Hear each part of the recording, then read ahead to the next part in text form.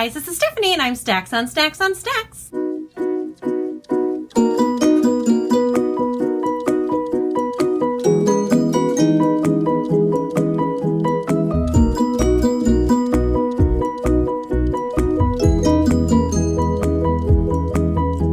Today I'm coming to you guys with my best reads of the year, which I'm very excited about. Now I had a really hard time paring this down. One of my resolutions for the year is to have shorter videos. I like having shorter videos. I like having videos honestly under like 10 minutes. So I am trying to clip through all these videos and keep them under 10 minutes today. That's probably not going to happen. But I did narrow it down to my top 5 reads of the year. I'm first going to go over some honorable mentions. I'm going to go through them very quickly because I want to talk about my top reads a little bit more. So one of my honorable mentions is going to be The Layer of Dreams by Libba Bray, which is the second book in the Diviners series. Can't really talk about the second book in the series, but basically this takes place in the 1920s. It's a little dark and creepy, has to do with like the occult a little bit, and basically people with superpowers, only they don't call them superpowers, they call them diviners. And they very much remind me of the TV show Heroes, if you ever watched that, which I think was like, I don't know, 2008, 2010, somewhere in there. Kind of what it reminds me about, but it takes place in the 20s. It's the second book. Fourth book comes out soon, like within a month. So I will hopefully be reading the third one and then the fourth one. Next honorable mention is going to be Vicious and Vengeful, both of which I read last year and I liked. I gave both of them 5 stars. This had a lot of controversy last year on BookTube. Specifically, this one had a lot of controversy on BookTube. Basically, Vicious is about 2 guys who are college roommates who want to find a way to let people have superpowers, basically, and then they find that way. And then the question kind of becomes more of who should and shouldn't and what is good and what is bad. It's a very well done book, which is good because I'm not a huge V. Schwab fan. And I thought the second one was great. The thing it lacked was the original characters. I wanted more of them. And we got some new characters, but I liked the new characters. I liked the story. I would read a third book in the series. A lot of people wouldn't, but I would.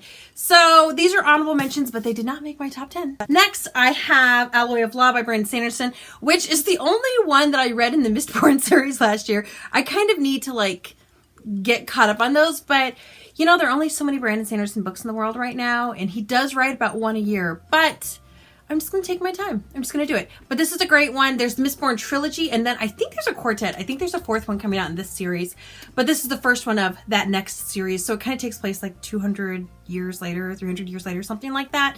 But I did enjoy it. Our main characters are Wax and Wayne, and they're working together. They are Mistines. I totally enjoyed this book. Would read again. Probably will read again. Next one I have to talk about is The Baron Nightingale by Catherine Arden. And I really enjoyed this book. Now, I don't do flowery writing per se. Like, it's not my thing. This is a little flowery, but for some reason, I really enjoyed this. And I can't explain why exactly. And not a lot even happens in this book. I usually don't enjoy books that don't have defined plots. I usually need books with good characters and good plots. This has great characters, but it doesn't have a lot of plot. Yet for some reason, something in me really enjoyed this book. I haven't gotten to the rest of the series. There's 2 more books in the series. I started the second one like right away afterwards, and then I don't know why I didn't finish it. I got like maybe a quarter of the way into it and I liked it, but I didn't finish it. So this is a series I will be continuing. I really enjoyed this one. Like I said, it's hard to say what it's about. Basically, it's like Russia and it's cold and it's like old Russia, and there's a guy who, he's like a cousin to the king or something. So he has authority in this area, and his wife dies and his daughter is being brought up by like a nanny kind of person. And she very much believes in like the mystic and the gnomes and the little elf helpers and stuff like that. And then when the dad remarries, the wife is like, no, those things can't be here. And Vasya is like treated poorly because of that. And I guess that's the plot. I don't know what else to say, but we're basically watching Vasya grow up. She gets to be about a teenager. I'd say like a 15-year-old or something like that. And she starts the book as a little baby child. So you're kind of just following her journey. And it's not even all that long. It's a pretty short book. I really enjoyed it. Okay, I talked too long about that one. I have 2 graphic novel sets I'm going to talk about. I read Fairyland. I Hate Fairyland 3 and 4. This is like number 2. But I read 3 and 4 last year. Loved them. Honorable mention. You enjoy graphic novels. You enjoy like slightly inappropriate humor. It's great, but it's not even that inappropriate because they can't swear in Fairyland. So instead of like dropping an F-bomb, she's like, fluff you. It's pretty funny. And I also loved and enjoyed volume 1 and 2 of The Dreamer by Laura Innes. And oh, Fairyland is by Scotty Young. I forgot to tell you that. This is by Laura Innes though. And this one was great too. It's about a girl when she falls asleep. She is dreaming that she's like in the Revolutionary War, like talking to the guys that were fighting the war and stuff like that, except that it feels so real. And then when she wakes up, that feels real. So she's kind of like, which one is the dream? Which one is the real? We don't know. I loved this. This is definitely a great honorable mention. It's definitely at the top of the year. I loved it, loved it, loved it. Another graphic novel that I absolutely loved was Pumpkinheads by Rainbow Rowell. This one I read in the fall, pumpkin-y time of year. It was great.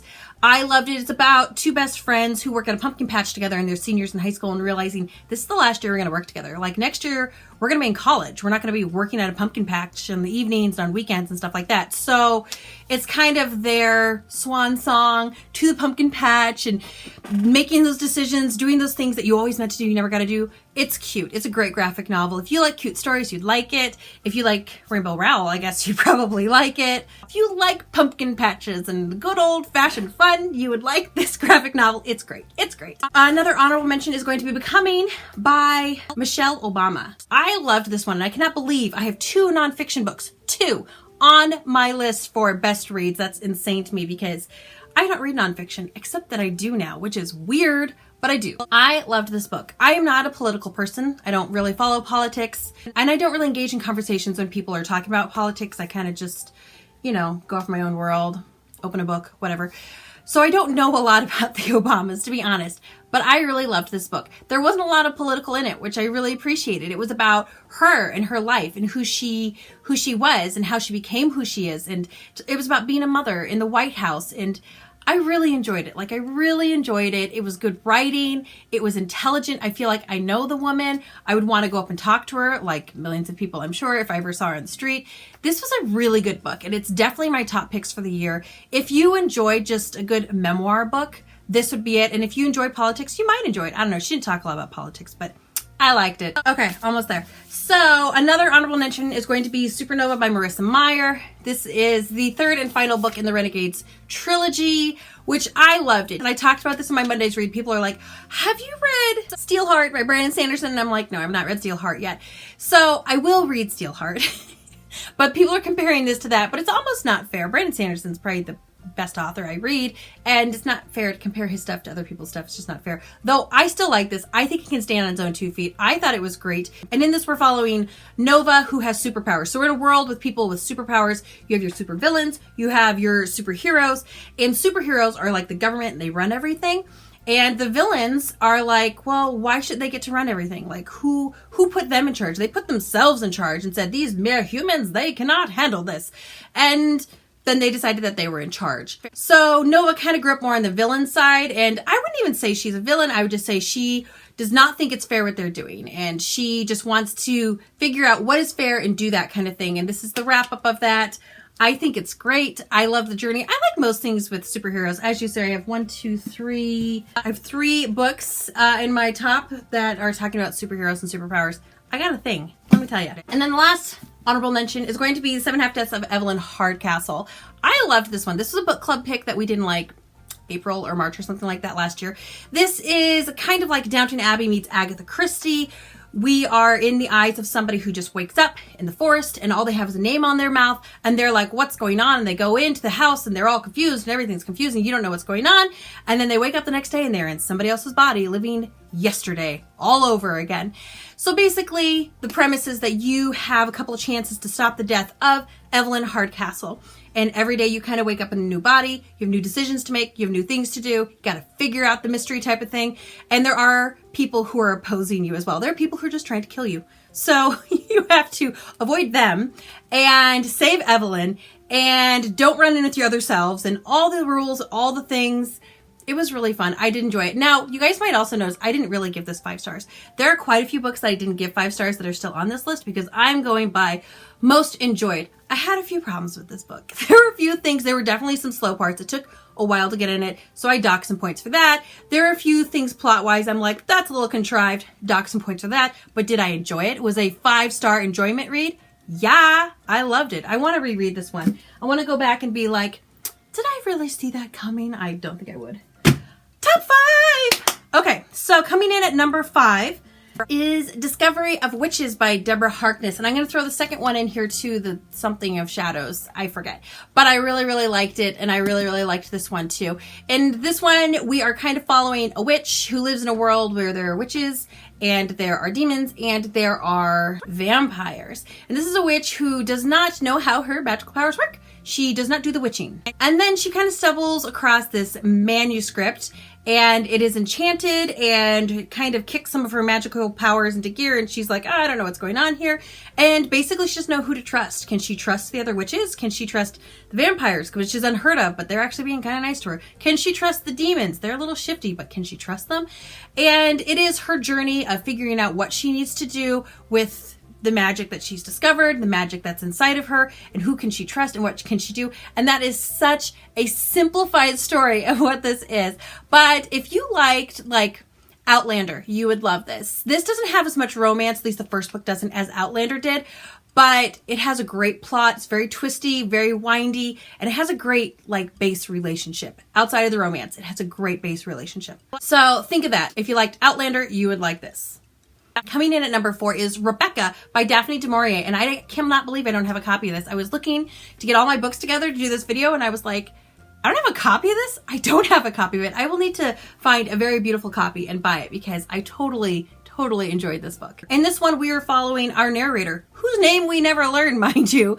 And our narrator has fallen in love and infatuation with this man who she meets while she's on kind of a vacation. She's like an assistant person to this old rich chick, and she meets him and she's swept off her feet, and they fall in love and they get married, and then they go back to his house. Now here's the thing, she kind of knew who he was and kind of was fangirly a little before that, but she has definitely heard of Manderley, which is kind of the manor that he owns and stuff like that. And so they go back to Manderley, and she's now the lady of the house and finds out that he was married before, and she's like, yeah, I think I knew he was married before, and her name was Rebecca. However, Rebecca may be dead, she died, but she still kind of feels like she's here a little bit, and it's very eerie. I want to say this is considered like a classic gothic romance, but I would hold the romance and just focus in on the gothic mystery side because this was eerie and a little creepy and so well written and so enjoyable, and it was such a good ride to come from a narrator who knows like nothing. So you know what she knows. You have no extra information except you don't even know her name, which I assume she knows her name. Who's to say? But she's called Mrs. De Winter after she marries him, and then you don't know her first name. So we'll call her Sally. So Sally's walking through the house, and a bunch of the servants kind of prefer Rebecca over her. And she's trying so hard to like manage this house and figure things out, but her husband is keeping things from her, and she knows it, but she doesn't understand why. And there's just this huge mystery surrounding this house and everybody in it. And it's a great ride. If you like mysteries, you will totally enjoy this one. One of the best reads I had last year. Fantastic. Coming in at number 3 is Aurora Rising, and this is by Jay Kristoff and Amy Kaufman, and I loved this book. I loved it. This is kind of a YA sci-fi book. It takes place in outer space at kind of a planet that's like a school where they teach people to be like ship captains and work on ships and stuff like that. And our ship captain in training stumbles upon a girl who supposedly should have been dead like 300 years ago on a different vessel that was supposed to come and like settle on a planet, but then it like got lost in travel and it just disappeared into nothingness. And he finds a person off that ship and is like, I don't know what to do. And he goes and gets his kind of crew in training, you could call them. They're not really like adults. They're all teenagers. And he's like, what do we do? And then they find out there are people coming for her. We should run. And basically this is just an adventure. It was a nonstop book. They were constantly like heisting and stealing things or running or planning things. And it was fantastic. It was well written. The plot was good. The characters are good. The pacing of the book was great. And I am excited for the next one to come out. Very excited. If you like sci-fi of any age, I think you totally enjoyed this book. At number 2, we have Educated by Tara Westover. This is one I read last spring and I was gushing over for months and months and months. Except during a lot of those months I wasn't actually filming, so you guys missed my gushing. But you can have it now. I loved this book. I loved this book. This is a nonfiction book, but I tell you, it reads like a fiction book. It reads like a story, but it is not a story. This is a true story about a girl who grows up in a survivalist community in the Utah mountains. Not Utah. Idaho, in the Idaho mountains. And she is homeschooled and home educated. So her homeschooling is like learning to drive a tractor, how to can fruit, how to deliver a baby, but it is not algebra. And at one point she decides that she wants a higher education. And she's like, I would like to have a higher education. And her family is not supportive of this. However, she's determined. So she does what she has to do to get said education. And we are following her through that. One of the things I think I really loved about this book was the fact that she was so open about the dysfunctionality of her family. And she was very, very open of familial abuse, things that were happening in her family, being abused by people in her family, verbal abuse, physical abuse. And that is not something our society wants to even acknowledge, let alone talk about. But that is something that deserves to be talked about. That is something that deserves to be heard. And people go through this. People go through things like that all the time. And if we continually are saying, don't talk about it, we don't want to hear about it, that makes me uncomfortable, then it won't get talked about. And that abuse is going to keep going. And that is not okay. It is not okay to hurt people you're related to or hurt people you're not related to, or just hurt people. Just don't hurt people, okay? Don't abuse people. Let's just make that our new rule. That'll be a good rule. Anyway, I'm getting heated about this book, but I really enjoyed it. Her writing is excellent. Her story is incredible. And it's one of those books that I read. And as soon as I put it down, I was like, I want to reread this book. That's how good it was. I cannot believe a nonfiction made it to my top 5. That's insane. Okay, number 1, Skyward and Starsight. I'm putting them both here. I'll put them both here, and you can look at them both because I don't actually own Starsight yet. I listened to it. I have it on Audible. It was a great listen, by the way. I loved these 2 books. These were great. These were fantastic books. I really, really liked Skyward, and I always get nervous with sequels because I'm like, well, you can't top the first one.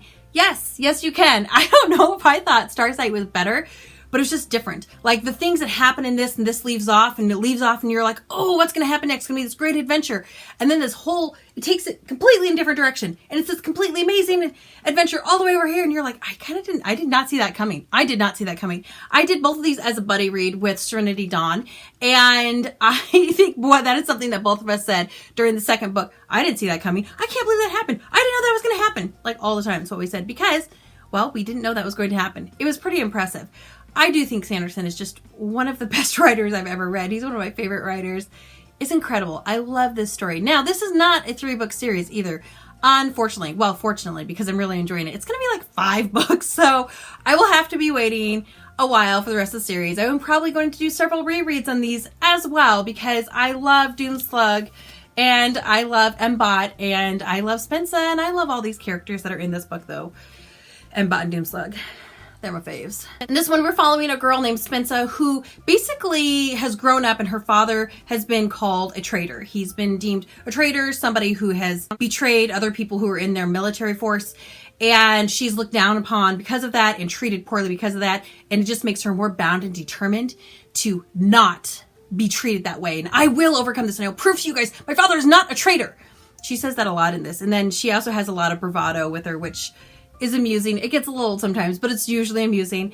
And basically she has to pull herself up by her bootstraps. She wants to join this military force and find a way to get off this planet because they're kind of being held on there by some aliens up above that don't let them leave and attack randomly, and they can't live in large communities. They live under the ground and pretty spread out and stuff like that. So it is a story of Spensa, and Spensa like trying to break into the military and be taken seriously as somebody who can add to this society. And I know that might not sound interesting, but it is. Talk to people who do better synopsises. I'm very vague with my synopsises because I don't want to give anything away because I think finding out is just so much fun. I know.